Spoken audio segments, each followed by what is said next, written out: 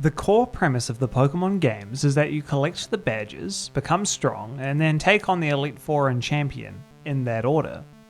All of the games have some kind of checkpoint system for ensuring that you complete these tasks in the right sequence, usually right at the end when you attempt to enter the Pokemon League and find a bunch of guards there checking that you have the right number of badges to proceed. At face value, these checks are successful. Approaching a guard without the right badge results in the player being turned away. Alternatively, there is sometimes a check at the actual door to the Elite Four rooms that asks the player whether they have all the badges, and if they do not, they cannot proceed. But it's not always that simple. Sometimes, even though the guards say they're checking, they're not checking, and not nearly as much as they say. And if that's the case, are all of them checking that you have the right badges? I wanted to know, and so I did some testing and found some very interesting things. Now, I want to preface this by saying that I'm very sympathetic to the developers, because they really didn't need to think about any of this in any great detail.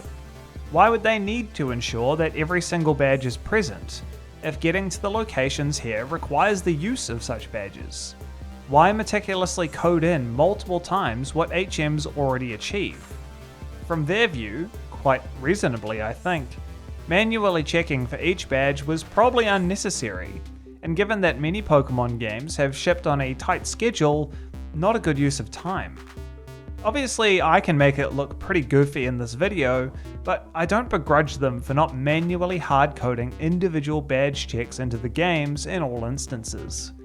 Almost all of the circumstances I describe here are only possible with glitches or cheating, not normal gameplay. To my great surprise, in Generation 1 it's rock solid. Each gate guard on Route 23 checks manually for each badge. No progressing past them illegitimately here. Heck, the guys standing outside check the whole row of tiles that they sit on, meaning that you cannot use cheats to walk through walls around them and saunter past. They will see you and check your badges.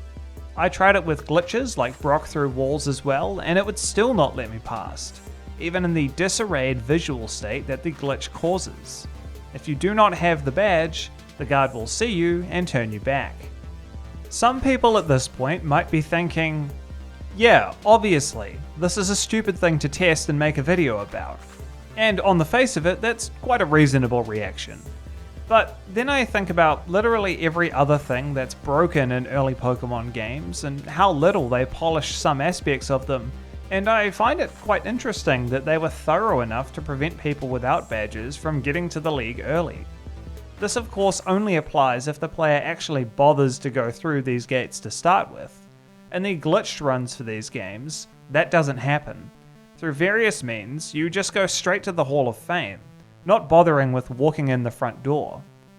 And again, if the whole point of the game is that you collect 8 badges and then go to the Pokemon League to fight the Elite Four, then you'd better make sure that people can't skip that step. Perhaps unsurprisingly, the same logic applies in Generation 2, where someone at the gate just before Victory Road will check your badges before you progress. In this case, there's just one guard who checks all of your badges, rather than an individual guard for each badge. To kick the tires a bit, I tried going through without certain badges, and each and every time the game said no. Or at least it appeared that way to start with. I then decided to test if it would let you into Mount Silver if you only had the Kanto badges, in the bizarre circumstance where you went to Kanto first and collected all of those badges and none of the Johto badges. Upon collecting all of the badges and heading west to Mount Silver, I found it in exactly the same state as when I tried earlier. Both of the guards blocking the east and west paths, and the guy below checking for Johto badges. This was initially disappointing. I was hoping that the guards had disappeared since I had collected all of Kanto's badges. But what was actually here was much more unexpected. You see, the guard who checks for Johto badges isn't actually checking for those badges, he's just checking that you have 8 badges. So when I approached him from above with my 8 Kanto badges, he printed the same text he does as when you arrive from Johto for the first time, certifying that you can go on to the Pokemon League, despite not actually having any Johto badges. This fascinated me, since it means that the check isn't actually that thorough, but it is thorough enough to prevent access to the Elite Four without Johto badges in normal circumstances. It's also worth noting that the guard blocking the east entrance to Kanto from this gate prevents you from going here at all, so you would never know this assuming normal gameplay. It then occurred to me that you need to talk to Professor Oak to go to Mount Silver, and so I headed to Pallet Town. I expected him to check for the Kanto badges and then let me into Mount Silver, except that he didn't, and instead lectured me about why I should collect the Kanto badges, and that the Kanto gym leaders were every bit as strong as those in Johto. This means that Oak 2 is just checking that you have 16 badges, not that you have the Kanto badges specifically. And again, to emphasize, there's no reason for any of this to happen. There are plenty of other checkpoints that you need badges to bypass in order to reach these events. There's no normal way in-game to get to Kanto without badges, nor is there to get Kanto badges without first getting the Johto badges. Barriers like Surf would stop you from accessing some of the gyms. I just think that the mechanics of how they put these checks in place and how they changed over time is fascinating. Moving on to Generation 3, Fire Red and Leaf Green have some interesting variations on the Generation 1 checks. It's still a 1x1 system, but less rudimentary. The screen-wide check lines that pass through other tiles are gone, with the officers now only checking your badges if you pass through the 2 tiles to the side of them.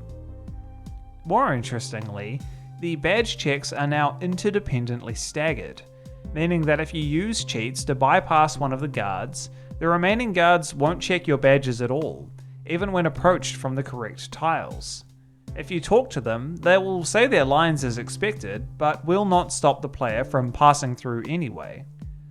Funnily enough, this system of checks is more complex than the system in Generation 1, but actually less effective at preventing someone who is cheating from passing through the gates without the badges. Again, it's fine, this really does not matter, but it is kind of funny that they tried to do it a different way and made it slightly less effective. Things start to get slightly more absurd in Ruby, Sapphire, and Emerald. Taking a perhaps more efficiency-minded view, the game does not actually check for all of the badges when you arrive at the door to the Elite Four. Like in Generation 2, the NPC checks all badges at once, not individually. This enables them to not show you that they are actually not checking for all 8 badges. They are just checking for the Feather badge. The reason that they are only checking for the Feather badge, and why this is more efficient, is that it's the only badge that you do not need to get past an obstacle at some point in the game. Every other badge is a requirement to progress up until this point, either because it is needed to use an HM, or because access to a story event or location is blocked until that badge is obtained. The Feather badge enables you to use Fly, which is immensely useful, but not technically necessary to get to the Pokemon League. Thus, if you collect only the Feather badge and illegally make your way to the Pokemon League, they'll let you stroll right in, no questions asked.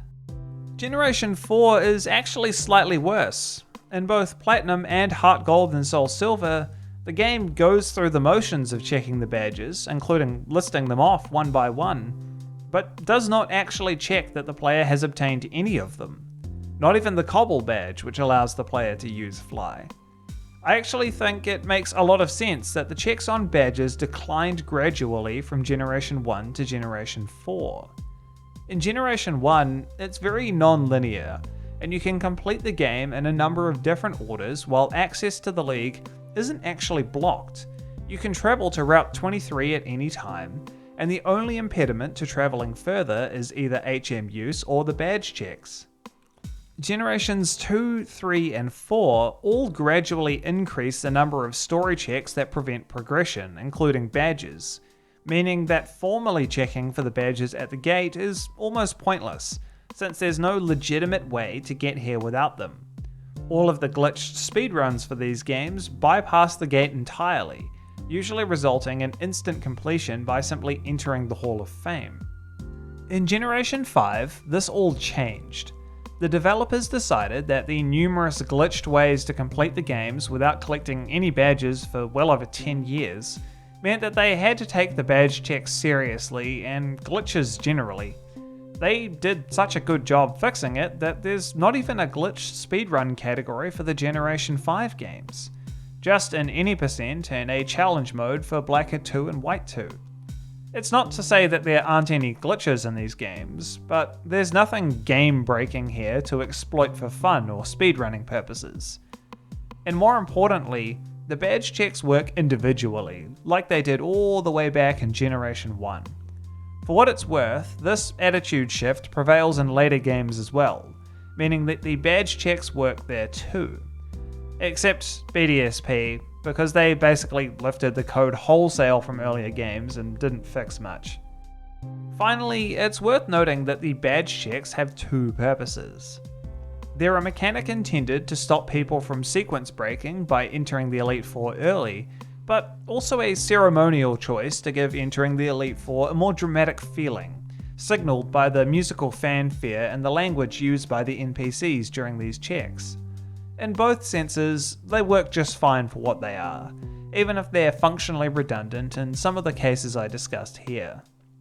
That's all I had, folks. Have you skipped badge checks before? Do you have a favourite Victory Road badge checking sequence? Let me know in the comments below. If you liked the video, please like and subscribe, it helps the channel out a bunch. Give me a follow on Twitch if you want to chat between videos. Thanks for watching.